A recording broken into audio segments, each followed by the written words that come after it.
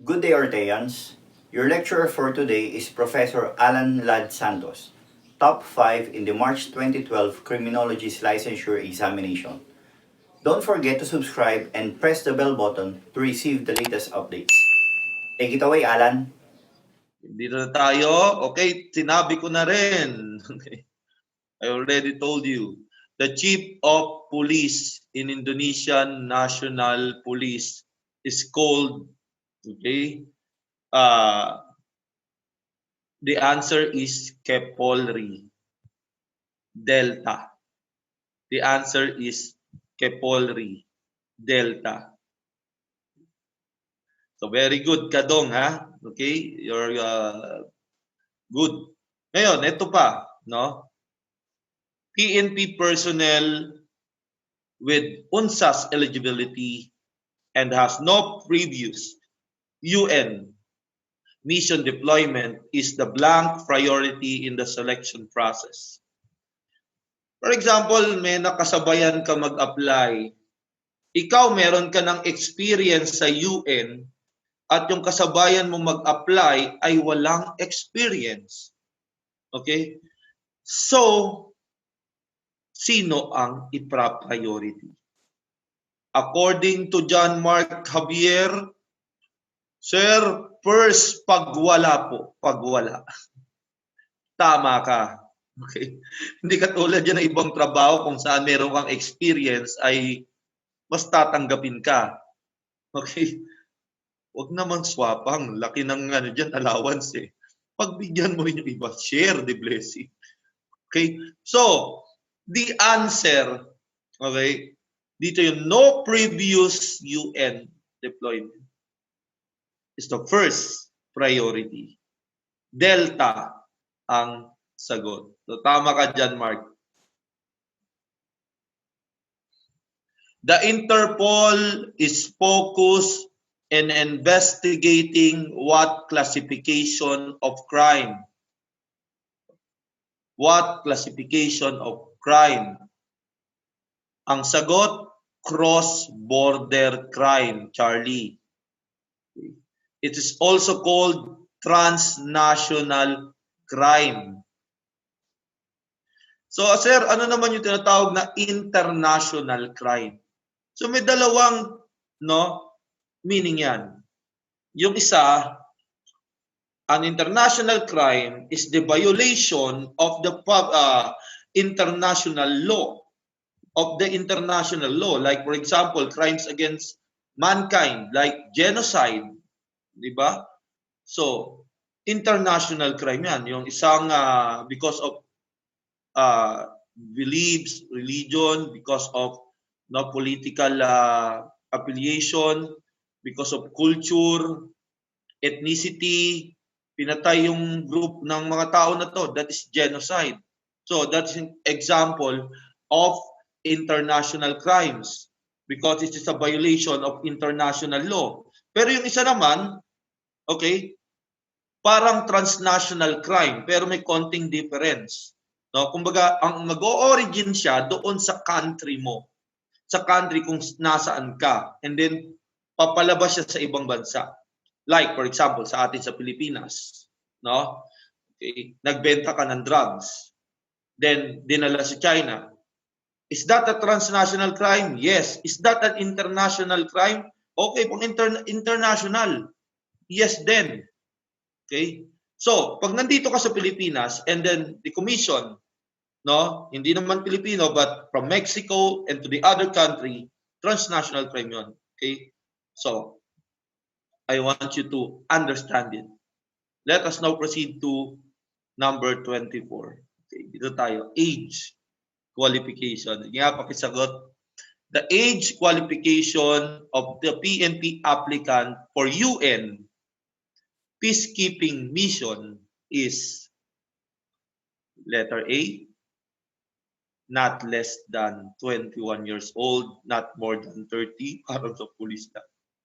May nagtanong nga sa akin sa YouTube, pati sa FB page ko, Sir, 30 na ako, makakaabot pa ako. Sabi ko, kung ikaw ay magiging police before your oath taking, pasok ka pa. Before ikaw ay magiging police, before yung 31 ka o mag-oath take ka, okay? Ang oath taking mo nas nauna kaysa doon sa birthday mo, pasok ka. May mga instances kasi guys na, no? 5 araw na lang oath taking na, tapos nag-birthday pa siya ng 31 na yun. No?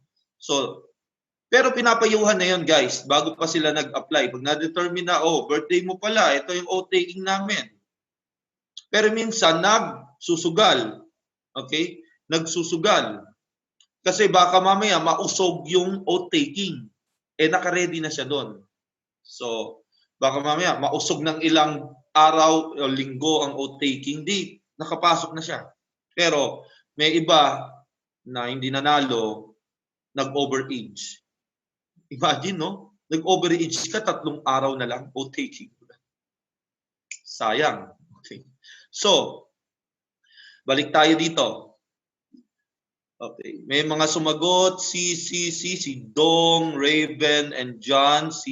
While John Mark and Angelo, ginamit nila yung pamantayan ng PNP, letter A. So, ang sagot nung ni Dong, Raven, and John, letter C. Okay. Letter B, not less than 25 and not more than 35. Letter C, not less than 25 and not more than 53. And letter D, not less than 21 and not more than 35. The answer, guys, is letter C. So, tama si Dong, Raven, and John. Okay? So, kapag ikaw ay 54 years old na, sir, 2 taon na lang ako sa serbisyo Pa-experience naman ng UN. Hindi ka na qualified. Kung ikaw ay bata pa, 24, magpahinog ka muna. Magpaabot ka muna ng 25 para maging qualified ka, no, for UN Peacekeeping. So, let us now proceed to number 25. Hellenic Police, which was the result of the fusion of Gendarmerie and the city police force, is the national police force of what country?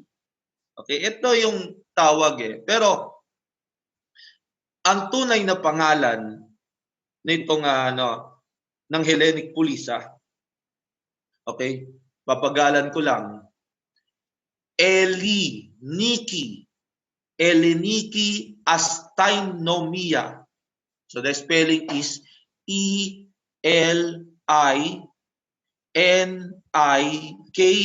Hellenic, then A-S-T-Y-M-N-O-M-I-A. Okay. So, Hellenic Astainomia. So, ito ang Hellenic Police. Anong bansa? Okay. So, may sasagot ba kung anong bansa rito? So, the answer is Greece. Okay, Greece. No, as the answer.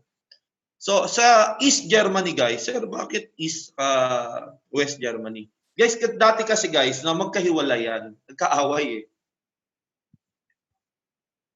Ang police force ng East Germany tinatawag na sa West Germany tinatawag na Landespolizei. Landespolizei.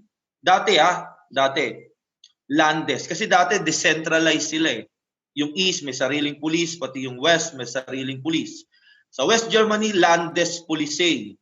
Sa East Germany, Volkspolizei. Okay?